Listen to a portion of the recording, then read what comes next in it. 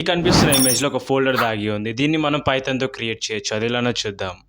ఒక ఇమేజ్‌లోకి మన ఫైల్‌ని లేదా ఫోల్డర్‌ని ఎంబెడ్ చేయాలంటే సింపుల్‌గా మనకి 3 రిక్వైర్మెంట్స్ ఉంటాయి బేసిక్‌గా.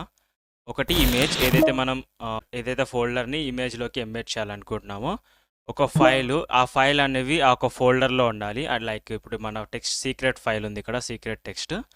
సో, దీన్ని మనం జిప్ చేయాలి. ఆ ఒక జిప్ ఫోల్డర్‌ని మనం ఇమేజ్‌లోకి ఎంబెడ్ చేస్తాం.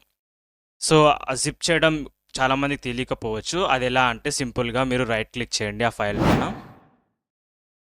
ఇక్కడ send to compressed file folder అని ఉంటది. దాన్ని క్లిక్ చేస్తే అది జిప్ అయిపోతది.